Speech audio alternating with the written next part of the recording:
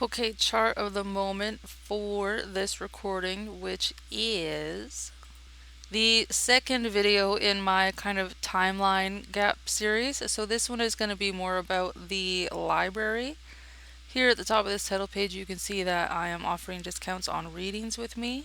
Over on my Buy Me a Coffee on the shop tab, I've got 5 different readings that are usually over $25, and each of them you can get $10 off by using code BLCKFRDY at Buy Me a Coffee. But back into this video, here we are at video 2 of the timeline gap, where I'm going to go over basically my library record and the book reviews as they are that I have from this now like 3-year-old document, and just kind of talk about like why I like just talk about this path, I guess, this part of my path.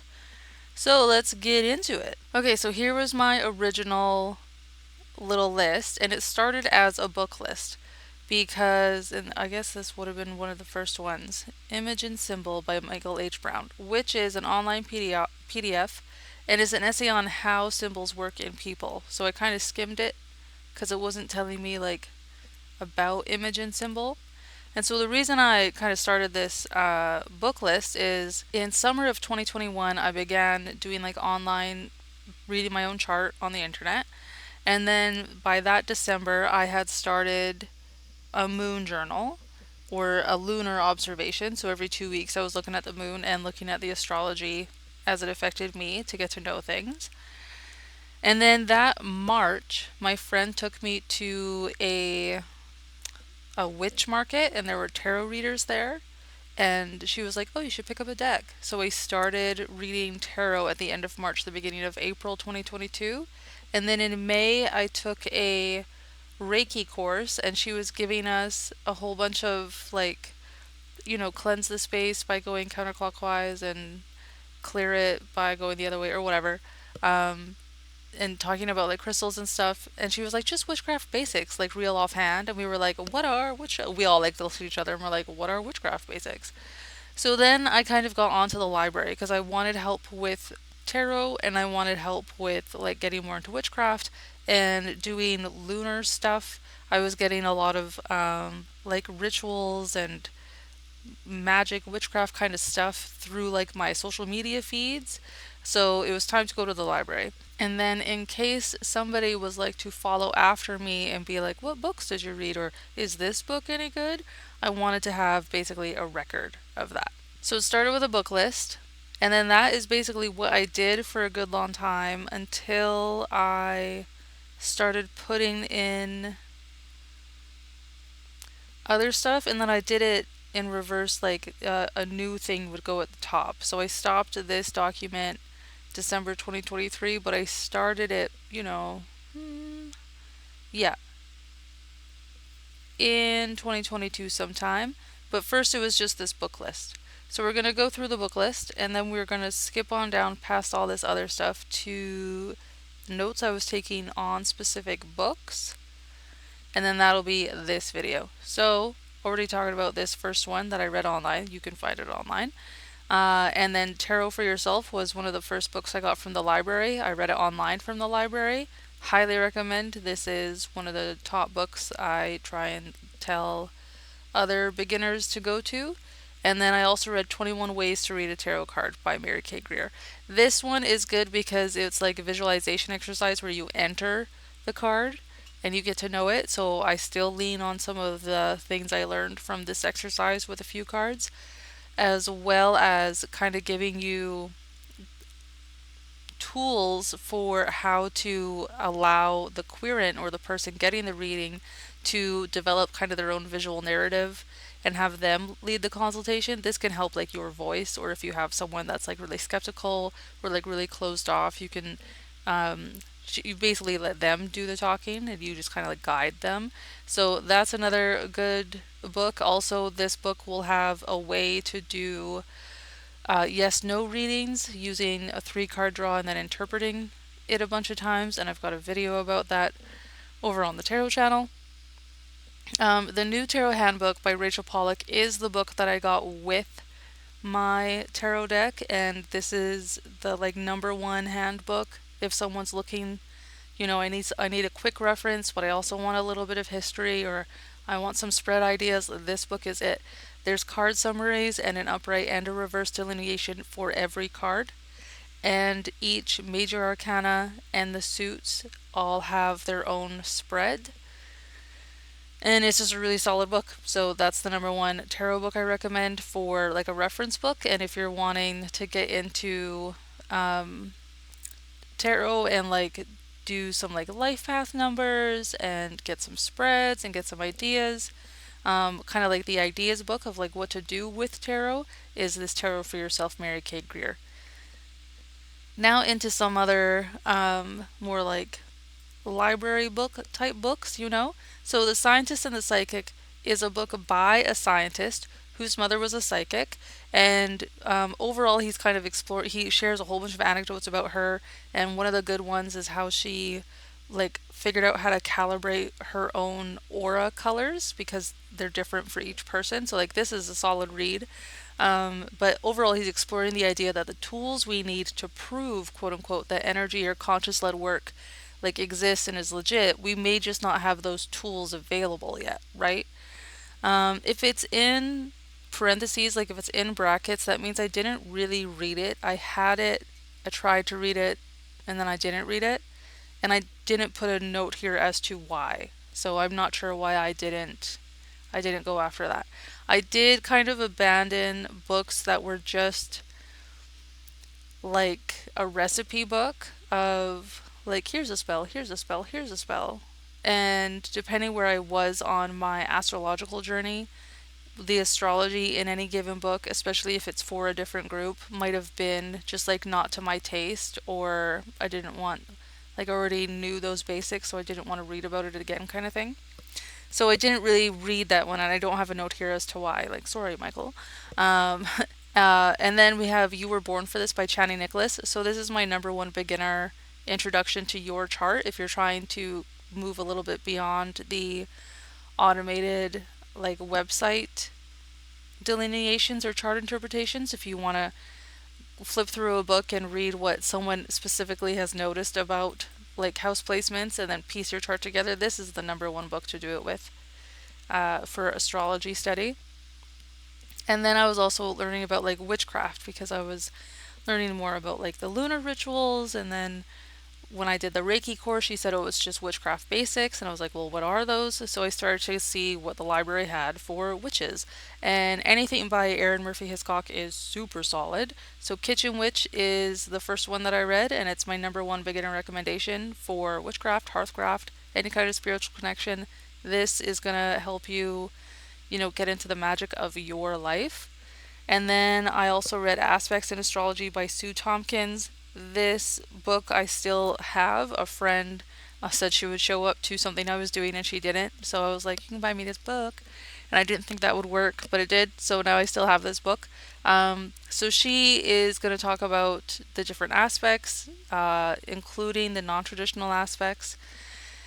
And what I really appreciated about this book is that she dealt with the axis relationships, like if you have cardinal or fixed, MCIC, that kind of thing, which I had not seen someone deal with in my studies yet. So I really appreciated that about this book.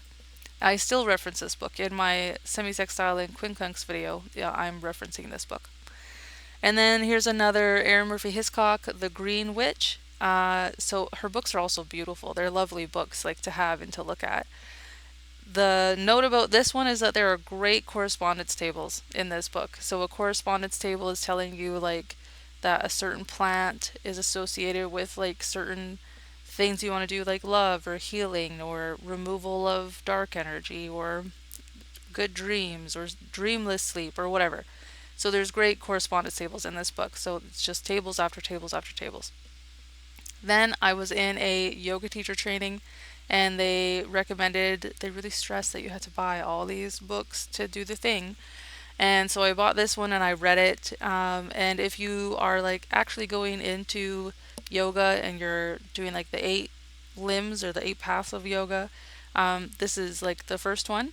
And so in this book, I put a little like sticky tab every time that I was like, oh, I could do that better, or like never thought about that approach to things. And it was loaded with sticky tabs. So that was a very interesting read. Yeah, where you're going to examine yourself, your actions, your motivations in all of your interactions. And then that will help guide yourself to like a freer life. Then another Aaron Murphy Hiscock, Solitary Wicca. This I read very closely with Robin Rose Bennett's Healing Magic and Denise Lynn's Energy Strands, and this is kind of where it all came together for me. So I really recommend all three of these books. I read them all together, so they're very blended in my memory about what I was getting from which. And so, yeah, I just recommend all of them and recommend that you as well should read them together.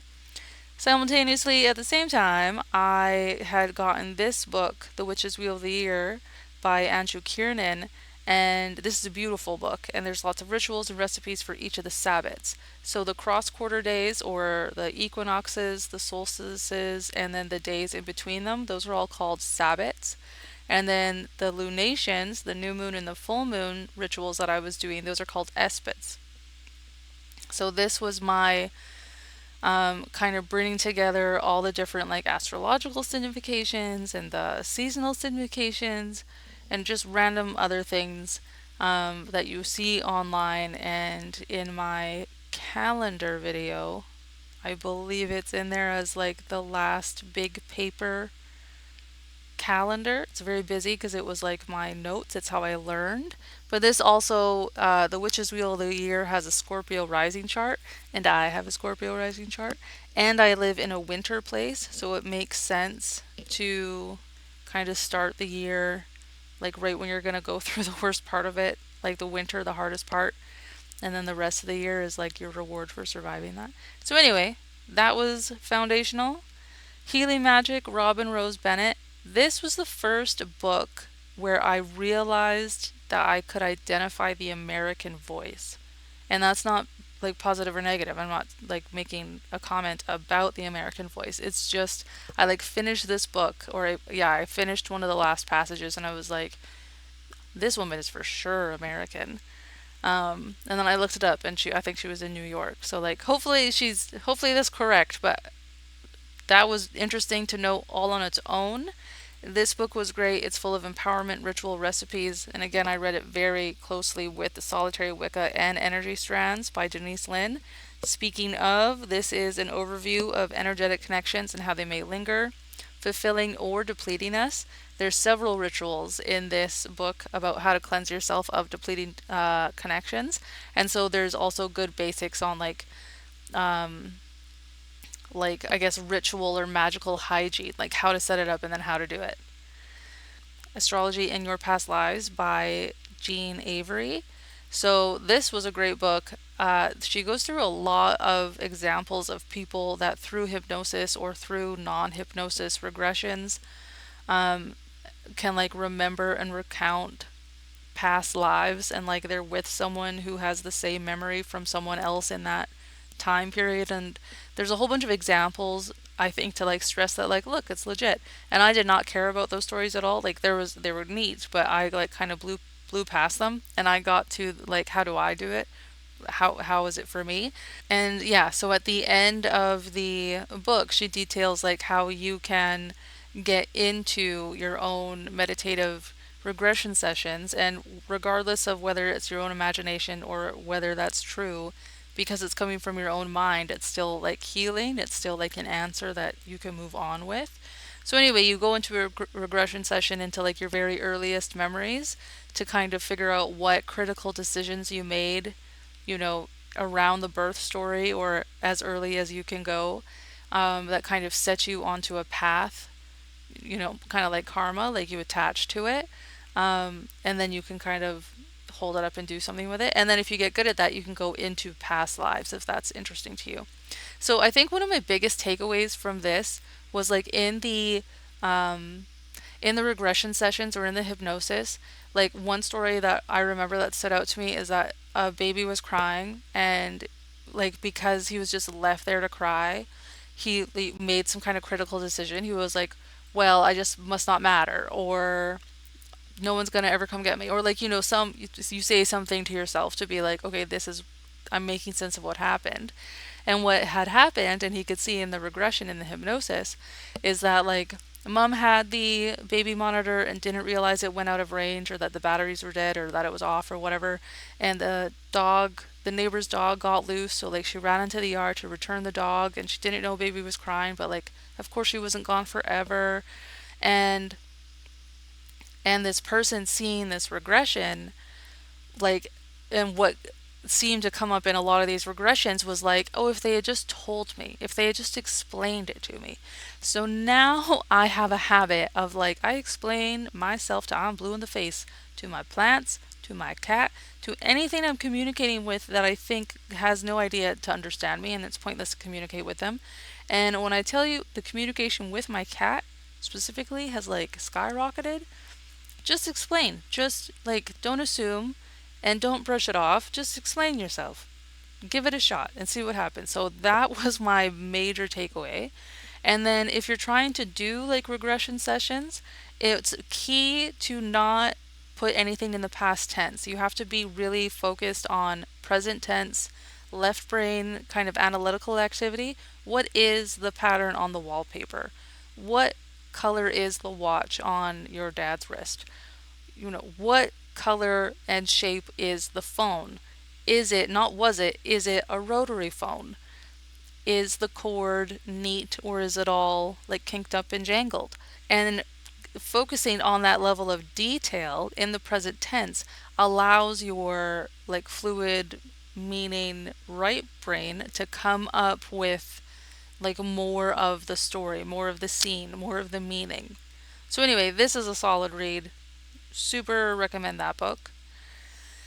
The Good Witch's Guide by Sean Robbins and Charity Bedell. This is in brackets because I believe this was just, yeah, a book of rituals and spells, rituals and spells. And then we get to Psychic Witch by Matt Aron. So if you need an introduction to magic, anybody before this, any of the Erin Murphy Hiscocks, this Energy Strands by Denise Lynn, and Healy Magic by Robin Rose Bennett, those are all solid. If you have a little bit of a basics, I'm sure you could get into this book as a complete beginner, but it is dense. And there is a lot in here. It is packed to the brim with rituals, knowledge, spells, and stories. And it really, I thought it highlighted the powers of visualization and communion. So there's a lot in there. It goes over like all the clairs, there's planetary knowledge, there's a whole bunch in there. It's great. Then I read White Magic by Alyssa Washuta, which are essays written by a white passing Cowlitz Nation American author detailing her experiences with spells, the messiness of living this life, and Twin Peaks. I have never really watched Twin Peaks, so don't let that stand in your way. Highly recommend this work. Then I was getting just some like other random books. So Return to Nature by Emma Lowe. Ideas and ritual, casual or formal, for connecting with various natural zones, along with the science of why it soothes our brain, like why nature is important. 100 Things to Do in a Forest by Jennifer Davis. I did think some of this book, some of the aspects were a little bit dated, but otherwise I still highly recommend it. When I opened it to read it, I like heard birds chirping in my head, so that was cool. It encourages play, interaction, curiosity, and communion with your natural spaces. And then didn't really like I had it, tried to read it, didn't really read it for Magic Pathfinding, Simon Court, and Witch's Guide to Wellness, Crystal L. Jordan. So this Witch's Guide to Wellness, it's another book of rituals to perform like around regular household tasks to enhance your power and connection to them. Whereas I was looking for like I'm not looking for the magic to do when I'm cleaning. I'm looking for the magic that will help me to clean, like that will help me to be well, like as a person with depression. That was more of what I was looking for. And the closest I got to that was Witch's Guide to Self-Care by Erin Murphy Hiscock. So there's lots of reflection exercises to find joy in different seasons, in different areas of your life, to reflect on yourself. So this was probably the closest to like, what is the magic to help my depressed ass? take care of myself and do magic properly. Whereas this book, and I think another one above it in brackets, were just like lists of how to do magic with your chores. And so kind of like how to approach yourself in your life and thus your chores in a more magical way is more this Erin Murphy Hiscock book. So another solid recommendation for Erin Murphy Hiscock. Back up here, I got Horoscope Symbols by Rob Hand. So this was really foundational for me. A breakdown of planets, zodiac houses, axis angles, aspects, and midpoints. The first of many ventures into midpoint theory for me.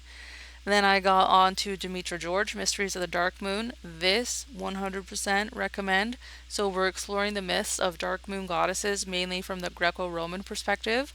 And then she brings in the pre-patriarchal, like pre-Greco-Roman sources and symbolism of modern myths.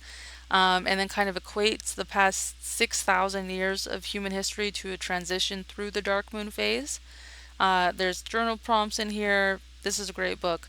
I think the critique I had at the time was, I think reading it, it felt like a whole bunch of essays put together, and so a little bit got like a little bit wearing to feel like I was rereading something. But that might have been a different work that I'm This is an old document that I'm misremembering. And then I think one of the only things that I was like, well, I wish it hadn't been set up like that, is that she'll talk about, for example, like the Pluto myth is about the abduction of Persephone and how that is like a solar patriarchal, like Greco-Roman tilt to that. And then talks about how it was like before that time and how Persephone went into the underworld like willingly, and it was like her choice to come in and out and like be the bride of whoever was in the underworld. And then the journal prompts went back to talking from like the Greco-Roman, like more modern, like how do the modern myths make you feel? And I just would have appreciated like journal prompts for how the other side of those myths, like let's decenter them if we're going to decenter them. Um, but then I just did those prompts on my own anyway. So that's the only thing I have to say about that book. Please don't come at me for Demetra George. Like, full respect, love the book, recommending it. Then I got The Power Wish by Keiko, which is for new moon and full moon intention and gratitude guide. So in my new moon, full moon videos, you may see that I always say it's important to say I wish, and I got that from this book. The House Your Stars Built by Rachel Stewart Haas uses the natural zodiac, so I didn't read through all of it, but I did really appreciate that there was like a quadrants overview for like what quadrant is really represented in the chart and what that may mean for like personality or for someone. Then I got Moon Power by Lori Reed. So there were interesting tables about moon phases and signs that in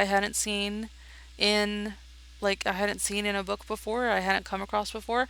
I didn't really go through them because I already know my information like just from a website. So like it was neat to see all that work put into the book, but like I didn't get into it.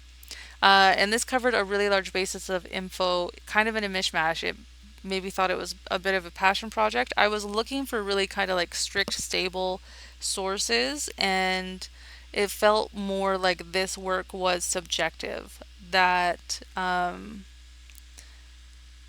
it was like what she thought of it, like just how this YouTube channel is like what I think of astrology, and I'm not trying to be like these are the immutable sources and the basics with no bias and no personal opinion put in. This is all of my opinion, right? So it felt like that is what that work was a little bit, but I did appreciate that there was notes on apogee and perigee, or like the moon being near and far, and how we can bring that into astrology. And then Find Your Cosmic Calling by Natalie Wallstein. This is another one that I recommend alongside Channing Nicholas's You Were Born for This. I really liked how she dealt with the nodes. I had read through a bunch of sources by this point and like could discount most of them, but I did like this whole book, and then especially liked her treatment of the nodes. And then Use Your Planets Wisely by Jennifer Freed. Again, didn't really pursue this one too much because it was using the natural zodiac and I was trying to move away from that by this time. And then she also had something in there about like primitive to evolved signs. And I know that's really common in a lot of astrological like branches. Well, we'll talk about like, well, an unevolved, an unevolved Scorpio or a more primitive Aries or whatever. And I just don't really buy into that. So when I find sources that are talking about that, when I'm trying to learn, then I try to leave them off to the side. If I'm trying to read sources to see like what other perspectives are, then yeah, I'm gonna give it more of a shot. But this that wasn't what this time period of me going to the library and getting books was for. So after this, I kind of stopped keeping my list because I hadn't been sharing it. And I was like, so what's the point of that? And I also kind of petered out of getting books from the library. I felt like I had gotten the good stuff that I could find, and a whole bunch of stuff I was trying to order in wasn't getting like pushed through. And yeah, it was just time to end this little library chapter of my life. So we can go check out the notes I was making for Energy Strands by Denise Lynn.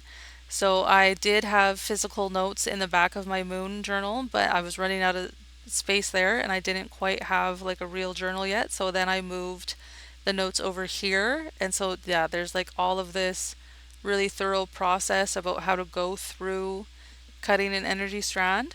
And then Solitary Wake Up by Erin Murphy Hiscock. I have notes in my moon journal, and then I was running out of space there. So I came and I did everything here just so it could be clean and all in one spot that I could reference. And this was very thorough as well. And then I was reading about doing tarot parties on Reddit, so I just grabbed different things that people were saying and I threw them all together into this reference doc. I was looking at Chani Nicholas's horoscopes, and so this was some ideas about a horoscope. Mary Kay Greer's Tarot for Yourself. I did some notes in here because again I didn't have a place to be putting. I had a little tarot notebook, but this was a lot of notes, right? And so this was me getting into different cards and doing that entering exercise that she talks about as well. And I always, doesn't matter, tarot, astrology, I always learn a technique wrong the first time I do it. And that's good because like I thought that my tarot cards, whatever, my like life path cards or whatever they are, were the strength and star. So I was like, oh my god, that's so magical. But actually they're chariot and tower. And if I knew that tower was my card, I'd been like, but of course. And that would have been a downer. So I always misinterpret, a strategy or a method or a technique the first time, but I get so excited about it that that momentum takes me into learning it for real. Where if I did it, you know, if I did it for real the first time, this would be my reaction. So yeah, at this point, I didn't want to keep making digital notes. I wanted to have like a journal as well at around this point because I think I started putting real notes in here around September of 2022. Um, so in August of 2022 is when I took a yoga teacher training course, and this was basically the catalyst for me moving into what's next. So that will be its own little video with lots of anecdotes. Okay, but that is how I was taking digital notes from noodling around online and the different things I was learning from the library. And now I have finally shared that book list that I started 3 years ago, and I can archive it for real. Yay! Okay. Thanks for tuning in, team.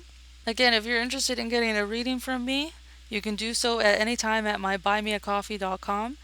And until the end of this month, there is a $10 savings code using code BLCKFRDY, all caps, on the Buy Me a Coffee. You would be helping me out a lot with my current rent drive. And thanks for tuning in. Okay, bye team.